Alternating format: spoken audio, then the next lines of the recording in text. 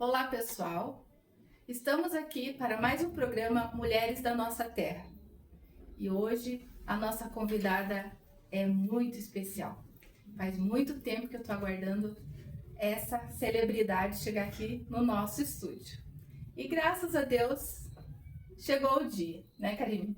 Isso aí, Simone. Seja Demorou, muito mas bem-vinda. veio, né? Seja muito bem-vinda. A gente fala aqui sempre sobre a mulher na política e a maioria de vocês conhece a trajetória da Karine e a gente vai falar sobre isso. Mas nesse momento, eu gostaria que você falasse, Karine, da menina. Eu vi que você começou com 17 anos, né? A tua trajetória. Então, essa menina de 17 anos, os sonhos, a vida, até chegar na Karine de hoje, que acabou de renunciar, né, na prefeitura para ir atrás de um novo sonho.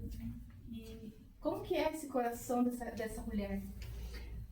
Então, assim, eu acho que é importante a gente contar que um desejo tão grande como esse que foi de ser prefeito, ele não nasce aos 17 anos, né?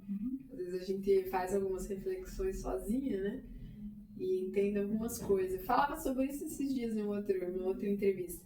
Eu tenho um pai que vocês aqui em Itaperuçu conhecem bem, e uma mãe, não conhecem tanto quanto meu pai, mas ambos são muito humanos, sabe?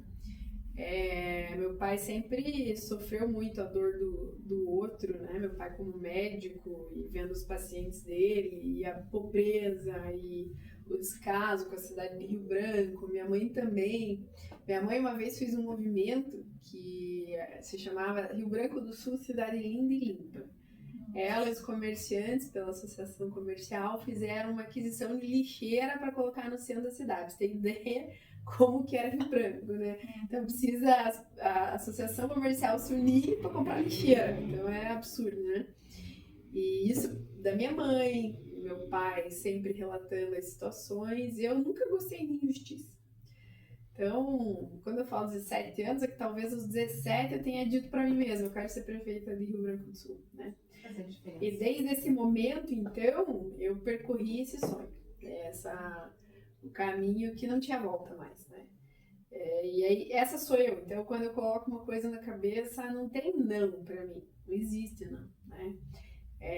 Tive nãos, óbvio que tive, tanto que perdi a primeira eleição. Já fui direto prefeita, o povo fala, mas não queria ser vereadora? Não, obrigada. Vereador sofre muito e faz muito pouco, né? Faz porque, infelizmente, a sociedade do Brasil não entendeu ainda qual é a função do vereador, né? O vereador legisla, além de legislar, ele fiscaliza a gestão. E aí, o que acontece? As pessoas acabam pedindo para o vereador ser praticamente um prefeito. Tapa buraco na minha rua, me leva no médico, marca consulta, então desvirtua completamente. Então eu não ia conseguir ter esse jogo de cintura. Nesse ponto eu acho que sou uma pessoa mais dura, sabe? Eu diria que inflexível um tanto, né? Tanto que deu certo. E acho que o que deu certo, assim, o sucesso da gestão, dessa história toda, foi entender que sempre tem um caminho. Sempre tem uma porta não vou nem dizer de saída, de entrada, né? Tanto que assumir uma cidade como eu assumi em Rio Branco, com todas as dificuldades, talvez a gente fale sobre isso, mas já adianto, né?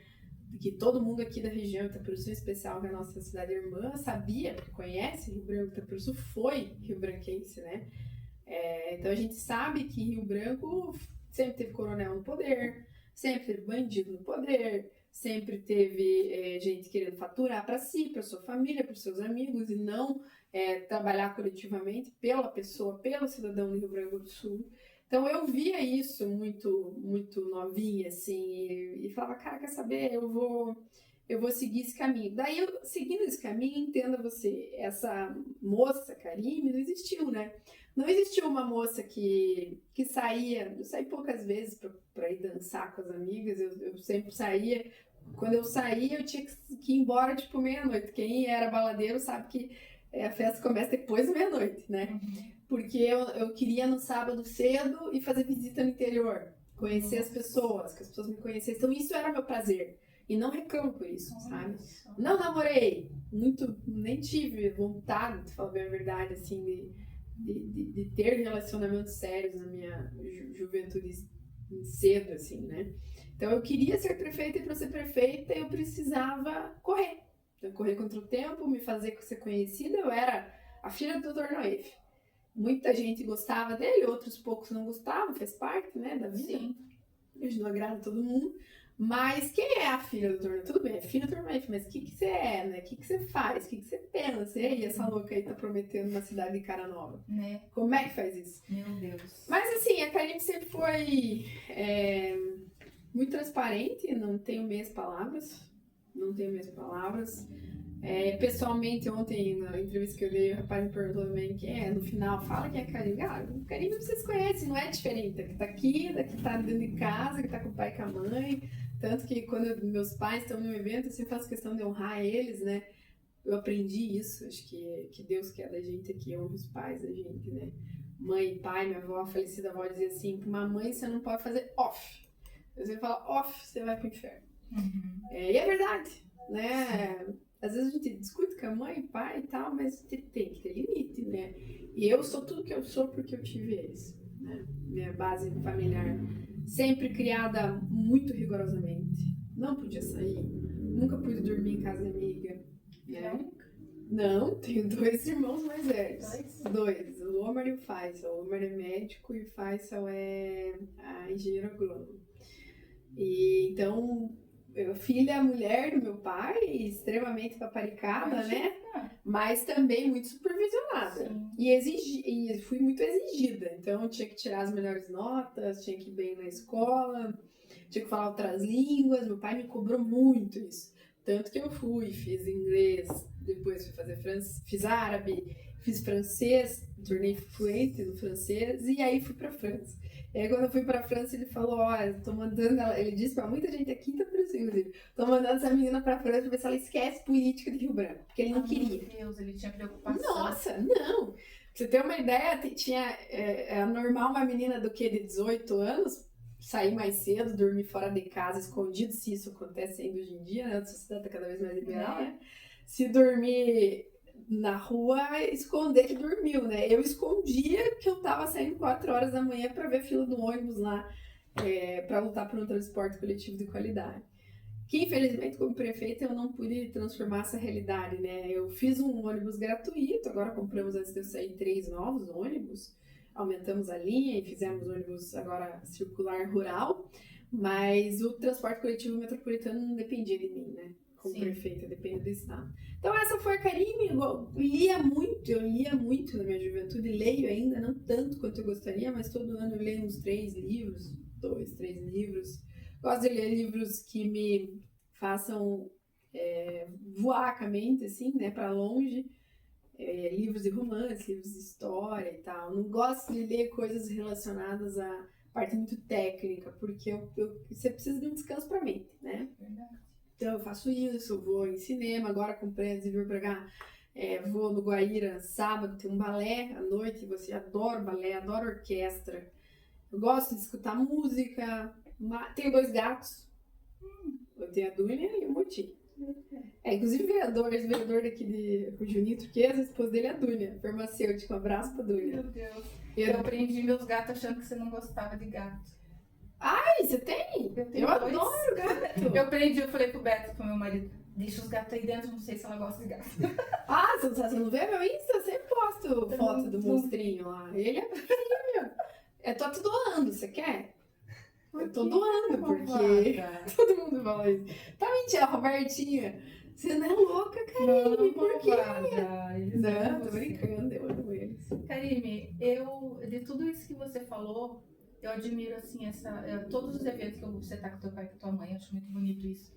E a gente que foi criada com essa índole de respeitar os pais, né, graças a Deus, a gente tem uma admiração por pessoas que admiram os pais e que respeitam os pais. Porque muitos políticos falam de tudo, mas a gente nunca vê eles honrando os pais em público, assim, né? E você sempre ali honrando. Quando você fala do seu pai e da tua mãe, assim, dá pra ver que você se emociona. Ele também, quando ele tá nas tuas apresentações, ele fica todo orgulhoso, né? A gente precisa voltar a ter isso, ensinar para os nossos filhos o respeito para os pais, né? E veja, eu entendo o teu pai, como eu sou mãe, né, e vó, eu entendo o teu pai, eu fico imaginando, eu fico às vezes, sabe, eu viajo nessas histórias de vocês. Imaginando assim, uma menina tão jovem, encarando um Rio Branco do Sul que a gente conheceu e sabe, né? O meu marido tinha uma oficina naquela época, eu lembro muito bem, quantas vezes eu ouvia, era bem novinha, eu ouvia os homens conversando ali na oficina assim, fulano quer se lançar na política, meu Deus o livre, fulano vai matar ele, não sei o quê. Era só palavra de matar, né? De repente, uma menina entrar na política de Rio Branco, eu ficava pensando como o pai dela e a mãe dela não dormiam de certo. Né? Não, coitados. Não, eu acho que o fato dele não me querer na política foi isso. Sim, com certeza. É a preocupação maior, né? Mas chegou um dado momento que ele... Acho que eu tinha uns... Não, pra você ter uma ideia, eu tô te falando que eu comecei com essa vontade, com esse sonho, né? Que eu verbalizei isso aos 17 anos. Mas eu chego pros meus pais com 25 e falo, pai, mãe, vou ser candidata a prefeita se vocês apoiarem. Foi um almoço de emoção em Curitiba um domingo, os dois ficaram me olhando assim, bem quieto, só me olhando. Falei, olha, se vocês falarem não, a gente não quer, eu não vou. Porque é vocês. Porque assim, Simone, a gente tem que entender que a primeira pessoa a ser atacada era meu pai na política. Por ser médico, antigo, surgir mil histórias, né? Então, ia ser ele. Então, quem que tinha que me dar o aval era ele. Né? Eu ia expor minha família. Então, minha família tinha que apoiar. E eles ficaram quietos, não falaram nada e tal. E eu fui tocando. Eu sou assim, eu fui tocando o negócio. Quando veio a convenção partidária para escolher o vice, que na época eu escolhi o Dário, eles estavam na convenção. Eles foram na convenção. Então, pra mim, a ida deles na convenção foi, sim, a gente tá com você. E aí, desde então, eles nunca mais largaram, entendeu? Todas as campanhas, eles juntos. E meus pais sempre foram muito fechados em Rio Branco, assim. Muito ficar em casa, meu pai em casa, trabalho em casa. Dessa convivência social, minha mãe, coitada, nunca teve também. A gente sempre foi muito fechada. Meu pai era mais rigoroso nisso. Dessa exposição. E teve isso também. Então a gente vem de uma cultura, de uma religião, vem da minha avó que é muito fechada, assim, né? A mulher tem pouca exposição. E daí vai a filha abre o peito, né? Tipo, enfrenta tudo. Então foi difícil as pessoas entenderem. Meus irmãos levaram anos para entender, coitados. E você teve medo? Nenhum. Nunca teve medo? Nunca tive medo. O que te dava tanta coragem de enfrentar esse machismo da nossa região? Eu nunca me incomodei com o machismo. Assim, honestamente, eu nem aí pros machistas. Que preguiça, tipo... se você acha que a gente não é capaz, vamos provar, entendeu? E eu provei, eu fui melhor que qualquer homem como prefeito. Só que não é sobre isso, né? Tem homens muito bons, né? Que fazem um trabalho legal, que também transformam, né? Mas Rio Branco precisou de uma mulher, entende? Mas medo, assim, medo de falar que eu tive medo quando eu assumi. Por um momento eu achei que eu ia perder o apoio político na Câmara de Vereadores. E eu falei, cara, se eu perder o apoio, a presidência da Câmara, eu vou me caçar. Porque Rio Branco era esse fuzuê, né? Nós tivemos de 2000 a 2013, 13 anos, 8 cassações. Pois é. 8 idas e vindas de prefeito. Isso é uma loucura. Meu Deus. Não tem como governar. Meu Deus. Não tem. Aí muda-se de equipe, muda-se expectativa, visão e tudo mais. E aí tá aí, ficou cidade parada, sem nenhum investimento, sem certidão negativa. E a cidade não cresceu, entende? Então, nesse ponto, assim, nunca tive medo. E assim, eu sou meio louca, sabe? Porque eu ia fazer campanha, eu me lembro a primeira campanha de prefeita, que a gente empatou, eu ia pra... Não, segunda, a primeira foi tanto. A segunda campanha que eu ganhei, né? A primeira que eu ganhei de prefeita foi em 2020. Eu lembro de ir pra bairro fazer campanha, tinha uma pesadinha em moto, com arma na cintura, empinando aí pra minha equipe, eu ia pra cima. Porque eu também andava com segurança. Não, com segurança, carro blindado, então não veio me ameaçar. Sim. Eu sei, assim, qual foi o problema de Rio Branco? Eles tiraram a vida do coitado da Del Roots, que com todo o respeito do mundo, vem do interior, vem de uma família mais humilde ali, a família Roots, que é uma família muito querida da cidade. Mas o que eles acharam? Se a gente acabar com o cara, quem é que vai lutar? Assim, no sentido de... então, assim, vai botar aí. Tanto que até hoje não sabe quem mandou matar. Não sabe. Sabe? Mas fizessem isso com a Karine, pra eles verem o que vai acontecer, né? Tem uma retaguarda aí, né? Tem uma retaguarda, a gente não tem medo. Então as pessoas têm que... Essa turma da bandidagem entendeu isso. Glória a Deus. Não, entendeu. Mas eu também fui firme. Sim. Você tem que ter firmeza. Porque aí o cara acha que a mulher é frágil, é jovem, é menina. Não, amigão, fica na tua que eu fico na minha. Daí a gente se respeita. Vamos se respeitar, me deixa governar. Deixa eu governar pro meu povo, para quem mais precisa de mim, fique no tudo. E foi assim que foi feito. Karime, você não entrou na política de forma improvisada, né? E o quanto que isso fez diferença na tua vida? Olha, na minha vida eu não sei, mas na vida das pessoas fez muita, né? O fato de eu ter me preparado, assim. Na minha vida, na minha gestão, Karime, gestora, fez a diferença no sentido que eu sabia o que eu estava fazendo. Mas eu não sabia. E quando eu não sabia, porque eu também não sabia tudo, eu tive a oportunidade de trazer pessoas mais técnicas para assumir secretarias de maneira profissional, né? E até hoje o prefeito Ayrton mantém as equipes, mantém essa ideologia de gestão, né? Essa metodologia de gestão. Mas eu me preparei tanto politicamente, fui conhecer as pessoas, fui me fazer ser conhecida, conhecer grupos políticos da cidade, tanto que a gente montou um terceiro grupo ali para disputar a eleição, que foi a terceira via em Rio Branco do Sul, com pessoas que já eram mais antigas da política, né, que me ajudaram muito. Tem várias pessoas que todas as eleições, se não estavam, vem comigo, o próprio Eloy Bueno, que é um grande parceiro, hoje nosso secretário lá de Rio Branco de Agricultura, um abraço para ele, mas é muita gente ali que se somou ao longo da nossa história. Mas a preparação Karime gestora, ela se deu em Pinhais, né? Eu agradeço muito ao ex-prefeito de Pinhais, o Luizão, depois veio a prefeita Marli, excelente prefeito que foi o Luizão, né? Eu pude ir para Pinhais, trabalhar 5 anos lá e aprender de gestão pública. E muito que eu vi lá, eu trouxe para Rio Branco. Inclusive, implementei coisas novas que não tinham lá, que hoje Rio Branco do Sul é a terceira melhor gestão do Paraná, no ranking do ProGov Tribunal de Contas. Eles avaliam a gestão como um todo, pelas pastas de saúde, educação, ciência social, etc. Rio Branco perdeu para Pinhais e Curitiba. Se você olhar bem, né, são municípios com uma gestão muito mais consolidada tecnicamente há muitos anos, com processos internos consolidados. Eu assumi Rio Branco sem ter contador na contabilidade, direito, sem ter pessoas concursadas no RH. Não tinha RH para fazer folha de pagamento, né? Então, se tem ideia, não tinha maquinário, né? Tanto que a gente fez uma festa aí, por último, quando compramos os 17 equipamentos. Foi uma gestão que foi, assim, em tempo recorde. A gente fala 50 anos em 5. Então, foi essa preparação que me ajudou muito. Eu estudei, né? Eu li muito, eu fui me aperfeiçoar na minha profissão, na área de planejamento urbano, que é sobre se olhar para uma cidade, conseguir desenhar essa cidade melhor, planejar ações. E eu estudei para isso, então acho que isso que ajudou muito. Com certeza. Qual o peso das decisões que impactaram vidas e o que as pessoas não entendem sobre cargos públicos? Você tem que escolher. Ser gestor é escolher.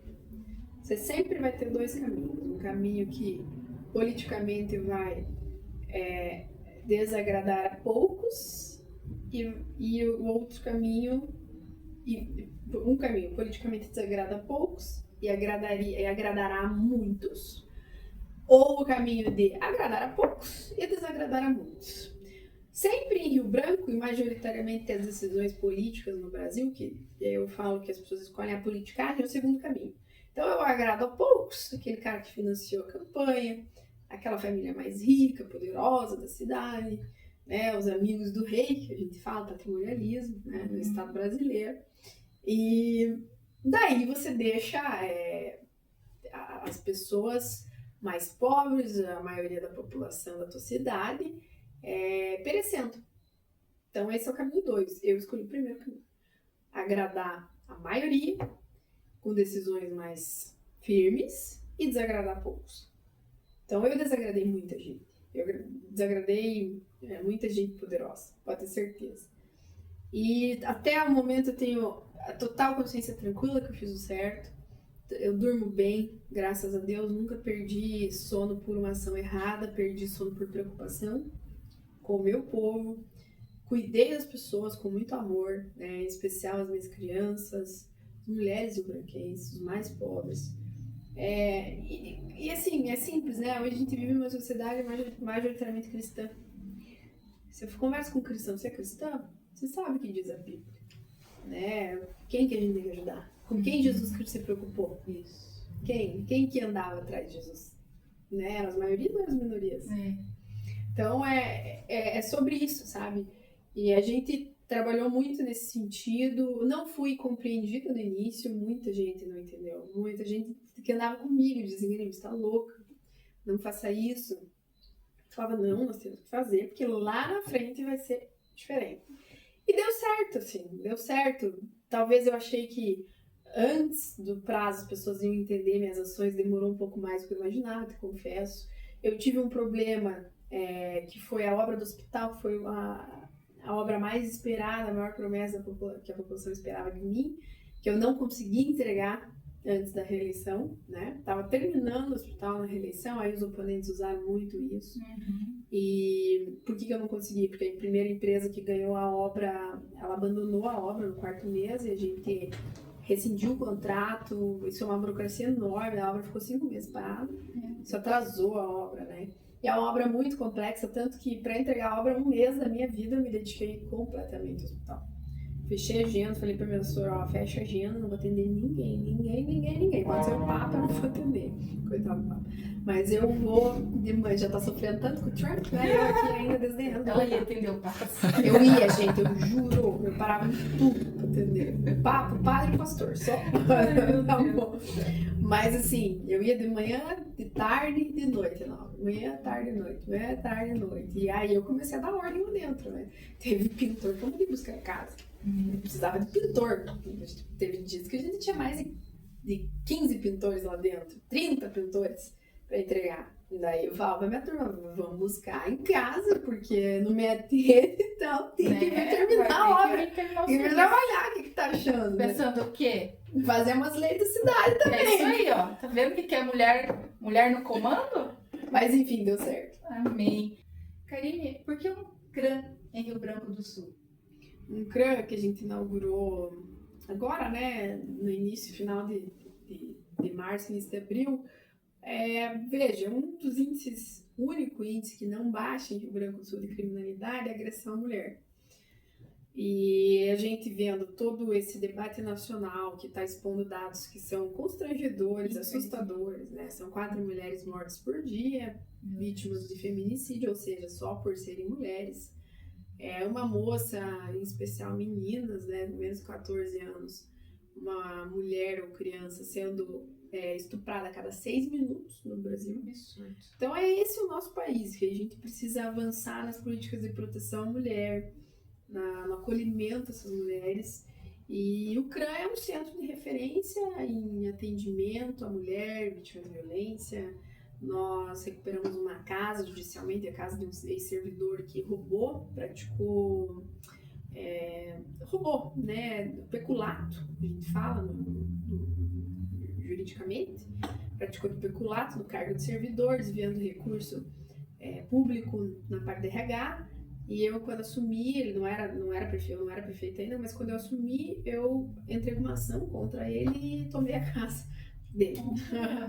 Aí nós reformamos a casa e foram 600 mil reais, 700 mil reais, ficou linda a casa, lindíssima. A gente fez um painel escrito Liberdade na frente, você viu, né? Ficou lindo. Quarto com uma cama de casal, cama para criança, e aí um banheiro, uma suíte, tem casinha até pro pet da mulher, que a gente valoriza os pets. Aí já temos lá o atendimento, psicóloga, assistente social, educadora, a advogada atendendo. Então a gente já está atendendo as mulheres. E não poderia eu, mulher prefeita, uma das únicas da região metropolitana, somos em 3, éramos, agora são 2 prefeitas, Nina de São José e Rosa Maria de Pinhais, eu não ter no meu município como mulher, um centro de acolhimento e combate à violência, né? E é uma pauta que eu defendo, já falei aqui anteriormente, né? Vai ser a minha principal bandeira, assim. Parabéns, mais uma vez eu fico muito feliz porque a gente que está aí ouvindo mulheres, né, a gente sabe bem como que funciona aqui na nossa região. Eu acredito que o Brasil inteiro tá desse jeito, né? Feminicídio aí em todo lugar, você liga a televisão, tá acontecendo alguma coisa. Então, Aqui, né? Nós tivemos uma tentativa, acho que 2 semanas atrás, a Camila Schiavone. Linda Camila, 37 anos, né?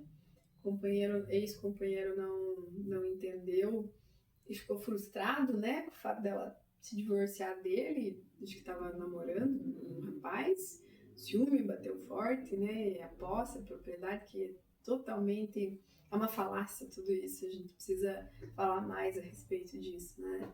E aí, infelizmente, esse tipo de homem não sabe conviver com frustração, com não, né. E a moça foi baleada, teve 5 tiros e acho que parece que 3 atingiram, um foi na face. Meu Deus. Mas eu sei que converso com a família, a Camila, graças a Deus, está bem, se recuperou bem. Graças a Deus. Vai ser a moça, eu tenho certeza, ela vai ser mais forte dessa, como uma bandeira de luta, viu? Bandeira de luta. Se a Camila quiser trabalhar em Rio Branco do Sul, no CRAM, ela é convidada. Olha aí. Maravilha. Maravilha, então vamos para a próxima. Karime, como que você cuidou das crianças com o TEA? TEA, o transtorno do espectro autista, né? Nós tínhamos, quando eu assumi logo de cara, tinha uma demanda, uma fila gigante reprimida por acesso a consultas para laudar essas crianças. Nós, logo de cara, já conseguimos laudar mais de 50. Então, nós tínhamos já de cara mais de 105 crianças laudadas, aí já começamos a contratação dos tutores dentro das salas de aula para ajudar as professoras, coisa que não tinha. Reformei o SEMAI, Centro de Atendimento Especializado. Aí, há um ano, abri o SEMAI TEA, só focado ao TEA, a gente tem 100 crianças todo mês. Então, a gente dá as terapias, diagnóstico, fono, TO, psicopedagoga, pedagoga, fisioterapeuta, tudo isso dentro do SEMAI TEA. E aí, acho importante a gente falar que como presidente do Comesp, que eu fui também, né, presidente do maior consórcio do Paraná de saúde multifinalitário, a gente criou um programa que se chama TEA Comesp, ou Comesp TEA. Uhum. E nós já capacitamos, são 30 municípios que estão no consórcio, né, toda a região metropolitana e mais 3 municípios do litoral do Paraná, Guaratuba, Matinhos e Pontal do Paraná. Nós, com todos esses municípios, a gente criou esse programa e a gente vai atender cerca de 200 crianças por mês, laudando essas crianças, iniciando nos municípios, com os médicos que foram capacitados e preenchendo formulários. Os formulários vão para uma consultoria, teleconsultoria de uma neuropediatra. Essa neuro vai fazer uma estratificação dessa criança e a gente vai mandar para as terapias, que começam agora em maio. Então, por exemplo, a gente já tem 3 crianças laudadas com terapia em Adrianópolis. Olha só. Nosso Vale da Ribeira. A gente vai atender Adrianópolis, veja só. Nossa. Como que Adrianópolis seria atendido se não fosse comércio? Meu Deus do céu. Então a gente está falando aí, é um programa que a gente tem pago ele já, que é um superávit do consórcio, que eu e as prefeitas mulheres decidimos investir nesse programa. Veja a diferença mulher, né? Uma visão mais humana, enfim. Uhum. Nós temos 8 meses de programa pago e a gente vai atingir cerca de 5 mil crianças, até 14 anos. Né? E a importância do laudo, né? Para você dar terapia, fazer o tratamento, tem que ser um laudo bem feito, né? Não dá para ser um laudo feito nas coxas, como a gente diz, que já viu alguns sintomas, já lauda. Às vezes não é autismo, pode ser uma outra doença neurodivergente ali, né? Pode ser TDAH, enfim. Mas de qualquer forma, essa criança já começa a ser atendida. Sim, para a gente diminuir as características da doença na criança, né? E tentar estabilizar o quadro dela. Que tem graus de autismo que são, tipo, grau 3. O grau 3 é um grau mais pesado, então a criança geralmente é muito agitada, né? A mãe e o pai sofrem muito, enfim, na criação, no dia a dia, e a gente tem que tentar amenizar esses aspectos da criança, né? Por uma vida com mais qualidade. Agradecer por tudo que você tem feito aí, fez pelo Rio Branco do Sul, que acaba ajudando Itaperuçu, tudo que você fez ali, muitas pessoas daqui se né, também se valem. E agora que Deus abençoe que você possa fazer por muito mais, né, por todos nós. Com certeza. Obrigada, Simone, pela oportunidade também. Gosto de você, gosto do teu jeito, te admiro. Obrigada. Também foi uma vencedora, né? Uma vencedora na vida. Escutei tua história aquele dia no Mulheres Empreendedoras. Graças a Deus. E fiquei bem feliz de saber. É sobre isso, né? Cada uma com a sua história. Às vezes umas, como eu, não tiveram tantas dificuldades, né? Como você teve, mas hoje conseguem te representar com muito orgulho, né? E lutar por nós. Pode ter certeza. E a gente vai lutar por todo mundo aqui, né? Que precisa da gente. E vão ver uma Karime muito forte e atuante. Deixa uma mensagem para aquela mulher que tem vontade de entrar na política. Para aquela mocinha de 17 anos que fala que nem você falava. Pai, você vai entrar pra política. Não, eu nem sei não, vou ser prefeita. Você prefeita, olha só. Isso que é firmeza de pensamento. Louco. Então, bom, para mocinha de 17 ou de 25, de 30, de 60, não importa a idade, né? Eu entendo que, sim, a gente tem que ter consciência que o ambiente é um ambiente mais duro para nós. É mais difícil, mas como mulher, o que é fácil pra gente? Né? Nada é fácil. Né? Então a gente já com essa consciência, já se prepare, minha amiga, e vai em frente. O Brasil hoje tem leis mais rigorosas que propiciam a entrada das mulheres, espero que essas leis endureçam, né? A gente tem hoje uma obrigatoriedade de 30% nas chapas do legislativo, que sejam mulheres, né? Fundo eleitoral também para a mulher poder participar da política. Então vá, sabendo disso, brigue pelo teu espaço, pelo teu direito de participar, não tenha medo e não vá achando que você só vai participar, vá para ganhar. Acho que isso é importante, mesmo que perca, entenda que você está indo para ganhar. Não escute as pessoas te desdenhando, e as pessoas me desdenhavam muito, né? E aí você tem que fazer uma escolha. Ou você fica escutando as pessoas aqui do teu lado falando, ou você segue em frente. Eu segui. E eu tô aqui porque eu botei na minha cabeça e lutei muito. É uma luta. Não é fácil, não dá pra desistir na primeira. Talvez a segunda também não dê pra desistir, mas uma hora vai dar certo. E a gente precisa da gente na política. Mulher é completamente diferente. E nós temos pesquisas que mostram isso. Teve uma grande pesquisa no mundo em 2018 que pesquisou 125 países que majoritariamente eram comandados por mulheres, seja direta ou primeira-ministra, presidente, ou indiretamente como secretárias de governo, ministras de Estado, né? A corrupção era menor, mais investimento na saúde, mais investimento na educação e na assistência social. E a gente é só analisar prefeitas, mulheres, a diferença que fazem nas cidades de maneira geral. Claro que existem exceções, mas a maioria das mulheres, quando entram num desafio desse, é para fazer a diferença. Amém. Parabéns. Obrigada. Pessoal, eu quero dar um abraço para vocês que ficaram ligadinhos com a gente até agora e dizer que é só alegria, eu tô aqui borbulhando de gratidão por ela estar aqui. Obrigada, querida. Tchau, pessoal. Até o próximo Tchau, programa. gente.